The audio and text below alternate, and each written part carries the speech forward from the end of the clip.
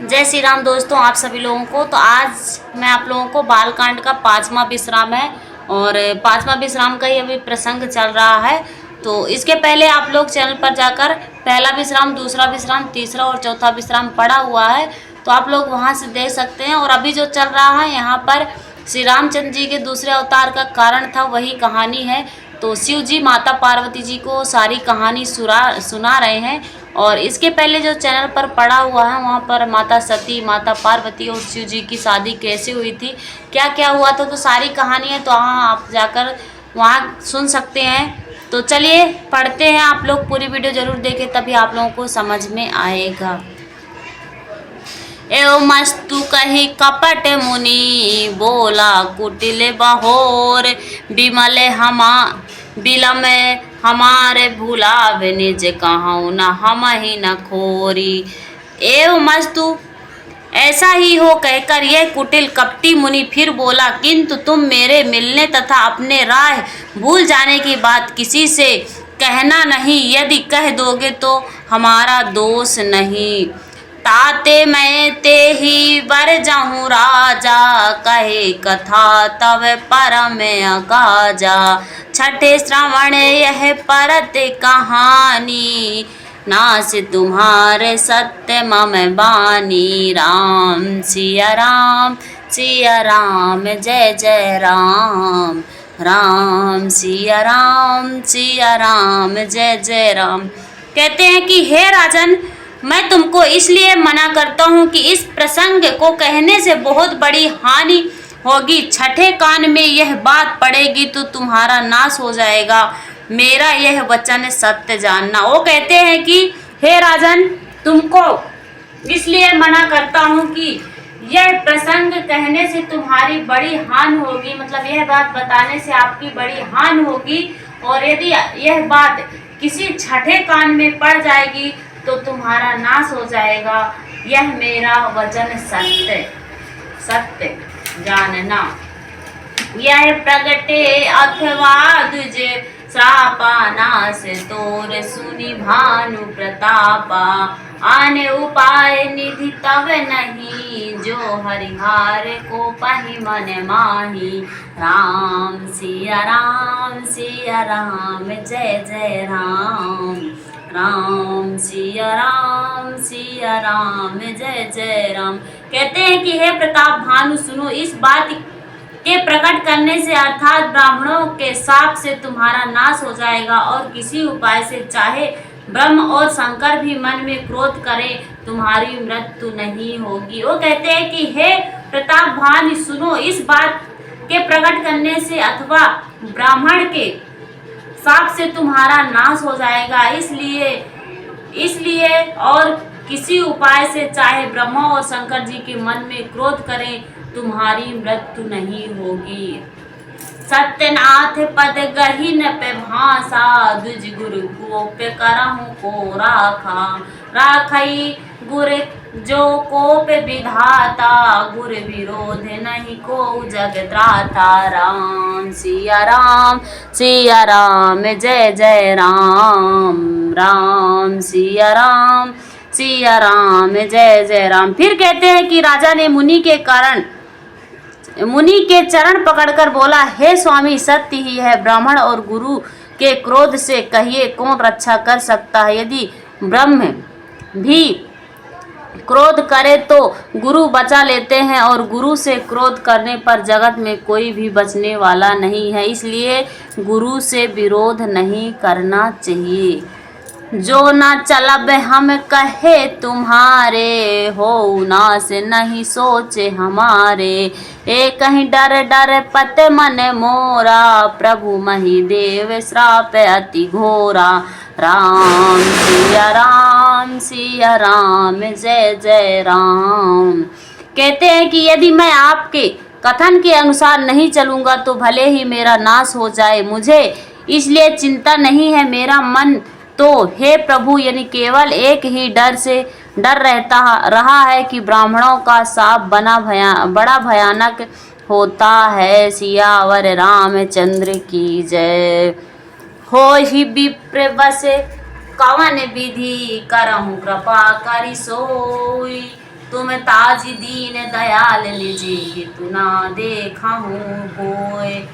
फिर कहते हैं कि वे ब्राह्मण किस प्रकार से वश में हो सकते हैं, कृपा करके यह भी बतलाइए। हे दीनदयाल, आपको छोड़कर और किसी को मैं अपना हित नहीं देखता। वो बोल रहे हैं कि ब्राह्मण किस प्रकार से मेरे वश में हो जाएंगे, आप मुझे जरा बताइए। दीनदयाल, आपको छोड़कर मैं किसी को अपना हित नहीं देखता। ने पुण्यत विविध जगत जग माही, कष्ट साध पुनि होहि किनाई। एक ही एक अति सुगम उपाय, जहाँ तुरंत एक कठिनाई। राम सिया राम सिया राम जय जय राम। राम सिया राम सिया राम जय जय राम। तपस्वी ने कहा, हे राजन सुनो, संसार में उपाय तो बहुत हैं, पर वे कष्ट साध्य हैं, बड़ी कठिनता से बनने में आते हैं, और इस पर भी सिद्ध हो या ना हो उसकी सफलता निश्चय नहीं है। हाँ, एक उपाय बहुत सहज है, परंतु उसमें भी एक कठिनता है।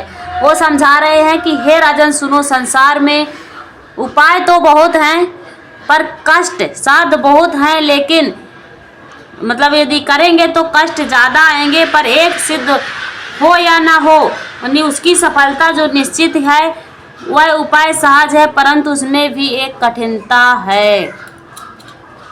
मम अधीन जुगुत न पे सोई, मोर जावे तब नगर न होई। आजू लगे अरु अबते भयहूँ, काहू के ग्रह ग्राम न गयऊँ। राम सिया राम जय जय राम। राम सिया राम जय जय राम। हे राजन, वह मुक्ति तो मेरे हाथ है, पर मेरा जाना तुम्हारे नगर में हो नहीं सकता।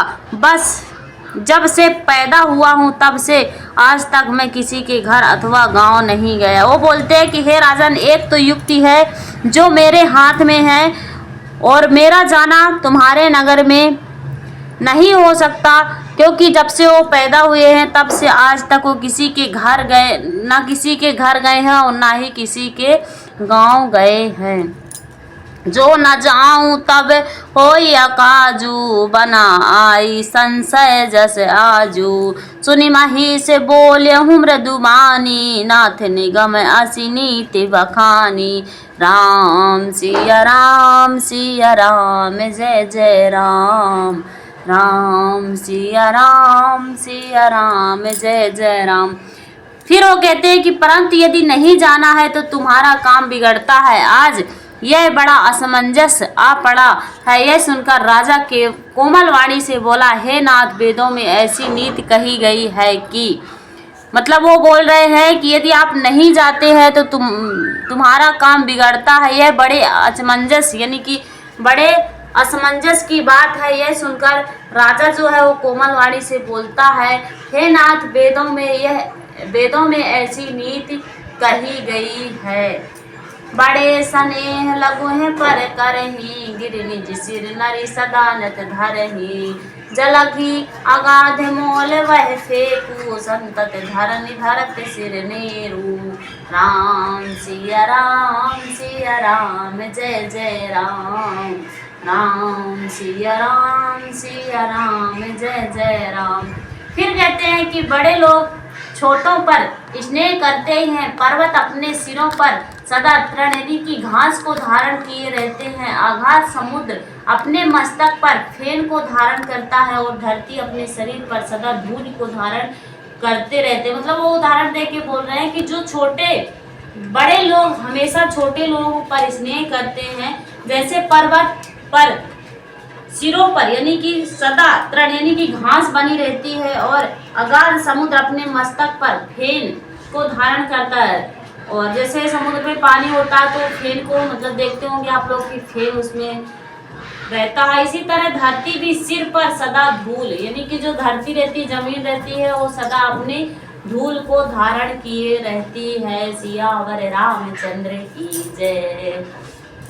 अस कहीं गहे नरेश पद स्वामी, हों कृपाल मोहि लगहि दुख आसहि। प्रभु सज्जन दीन दयाल, ऐसा कहकर राजा ने मुनि के चरण पकड़ लिए और कहा, हे स्वामी कृपा कीजिए, आप संत हैं, दयालु हैं, हे प्रभु मेरे लिए इतना कष्ट सहिए।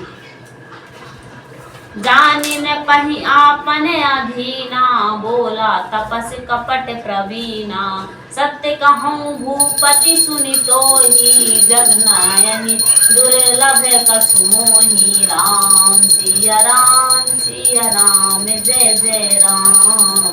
राम सिया राम जय जय राम। वो कहते हैं कि राजा को अपने अधीन जानकर कपट में प्रवीण यानी कि तपस्वी बोला, हे राजन सुनो, मैं तुमसे सत्य कहता हूँ, जगत में मुझे कुछ भी दुर्लभ नहीं है। अवश्य काज मैं कहे हूँ तोरा, मन तन वचन भगत तय मोरा। जोग जुगत तप मंत्र प्रभाव, फल तबई सब करंग दुराहु। राम सिया राम जय जय राम। राम सिया राम जय जय राम। फिर कहते हैं कि मैं तुम्हारा काम अवश्य करूंगा। राजा कहते हैं कि मैं तुम्हारा काम अवश्य करूंगा, तुम मन वाणी और शरीर से मेरे भक्त हो। यह युक्ति तप और मंत्र का प्रभाव तभी फलीभूत होता है जब वे छिपाकर किए जाते हैं। जो नरेश मैं करो रसोई, तुम फरु साहु मोहि जन न कोई। अन्न सुजोई जोई भोजन कराई, सोई सोई तब आयसु अनुसराई। राम सिया राम जय जय राम। राम सिया राम जय जय राम। हे नरपति, मैं यदि रसोई बनाऊंगा और तुम ऐसे परोसो और मुझे कोई जानने ना पाए, तो उस अन्न को जो जो खाएगा सो सो तुम्हारा आज्ञाकारी बन जाएगा। वो बोलते हैं कि हे नरपति, यदि मैं रसोई बनाऊंगा और तुम उसे परोसो और मुझे कोई जानने ना पाए कि मैं रसोई बना रहा हूँ, तो उस अन्न को जो जो खाएगा सो सो तुम्हारा आज्ञाकारी बन जाएगा। पुनितिन के ग्रह जे वही जो, तब सब होई भूपि सुनि सोऊ। जायु पाई रचहु न पेहु, सम्मत भरी संकल्प स करेहु। राम सिया राम जय जय राम। फिर कहते हैं कि यही नहीं, उन भोजन करने वालों के घर भी जो कोई भोजन करेगा, हे राजन सुनो, वह जो तुम्हारे अधीन हो जाएगा। हे राजन, यही उपाय करो और वर्ष भर भोजन कराने का संकल्प कर लो। वो बोल रहे हैं कि जो कोई भोजन करेगा, यानी कि जिसको भोजन देंगे, यदि उसके घर कोई ले जाएगा, वो घर ले जाते हैं कुछ लोग, यदि घर ले जाएंगे और जो जो कोई भोजन करेगा आपका, तो वह आपके यानी कि तुम्हारे अधीन हो जाएगा। राजन, यही उपाय करो और वर्ष भर सबको भोजन कराओ, यही संकल्प लो। सियावर रामचंद्र की जय। नित्य नूतन द्विज सहज सत, बरहु सहित परिवार। मैं तुम्हारे संकल्प लागी, दिन है गरब जेवनार। नित्य नए 1,00,000 ब्राह्मणों को कुटुंब सहित निमंत्रण करना मैं तुम्हारे संकल्प के काल अर्थात 1 वर्ष तक प्रतिदिन भोजन बना दिया करूंगा। वो बोल रहे हैं कि नित्य नए 1,00,000 ब्राह्मणों को, यानी कि 1,00,000 नए ब्राह्मणों को कुटुंब सहित, यानी कि उनके सारे परिवार सहित आप निमंत्रण करना, और मैं तुम्हारे संकल्प यानी कि के काल अर्थात 1 वर्ष में आपका भोजन प्रतिदिन बना दूंगा। वो बोल रहे हैं कि मैं आपका भोजन प्रतिदिन बना दूंगा और आप 1,00,000 ब्राह्मणों को कुटुंब सहित निमंत्रण देना। यही विधि भूप कष्ट अति थोरे, हो यही सकल विप्र बस तोरे। करी हरि विप्र होम मख सेवा, ते प्रसंग सहजे ही बस देवा। राम सिया राम जय जय राम। राम सिया राम जय जय राम। हे राजन, इस प्रकार बहुत ही थोड़े परिश्रम से सब ब्राह्मण तुम्हारे बस में हो जाएंगे। ब्राह्मण हवन यज्ञ और सेवा पूजा करेंगे तो उस प्रसंग यानी कि संबंध से देवता भी सहज ही वश में हो जाएंगे। वो बोल रहे हैं कि हे राजन, इस प्रकार से बहुत ही थोड़े से परिश्रम में जो ब्राह्मण है वो आपके बस में हो जाएंगे और ब्राह्मण हवन यज्ञ और सेवा पूजा करेंगे तो उस प्रसंग यानी कि संबंध से देवता भी सहज आपके वश में हो जाएंगे। और एक तो ही कहाँ लखाऊं, मैं यही भेष न आऊं काऊं, तुम्हारे उपरोहित कहूराया, हरियाणा में करी निज माया। राम सिया राम जय जय राम, राम सिया राम जय जय राम। मैं एक और पहचान तुमको बताए देता हूँ कि मैं इस रूप में कभी ना आऊंगा। हे राजन, मैं अपनी माया से तुम्हारे पुरोहित को हर लाऊंगा। वो बोल रहे हैं कि एक और तुमको मैं बात बता दूं कि मैं एक रूप में कभी ना आऊंगा। हे राजन, अपनी माया से तुम्हारे पुरोहितों को हर लाऊंगा। तब बल ते ही करी अपू समाना, राखे यहाँ बरस परवाना।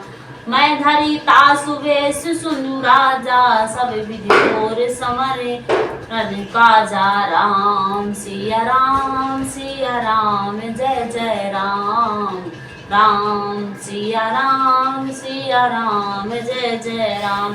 तप के बल से उसे अपने समान बनाकर 1 वर्ष तक यहाँ रखूंगा। हे राजन सुनो, मैं उसका रूप बनाकर सब प्रकार से तुम्हारा काम सिद्ध करूंगा। वो बोल रहे हैं कि तप के बल से उसे अपने समान बनाकर 1 वर्ष तक यहाँ पर रखूंगा। और हे राजन सुनो, मैं अपना रूप बनाकर सब प्रकार से तुम्हारा काम सिद्ध कर दूंगा। गए निसी बहुत सयन अब कीजे, मोहितो भूप भेंट दिन तीजे। मैं तप बल ते ही तुरग समेता, पहुँचहूँ सेवती निकेता। राम सिया राम जय जय राम, राम सिया राम जय जय राम। हे राजन, रात बहुत बीत गई है, अब सो जाओ। आज से तीसरे दिन मुझे से तुम्हारी भेंट होगी। तप के बल से मैं घोड़े सहित तुमको सोते ही मैं घर पहुंचा दूंगा। वो बोल रहे हैं कि हे राजन, रात बहुत बीत गई है, आप सो जाओ। आज से तीसरे दिन मैं आपसे भेंट करूंगा। तप के बल से घोड़े सहित तुमको सोते ही घर पहुंच जाऊंगा। सियावर रामचंद्र की जय।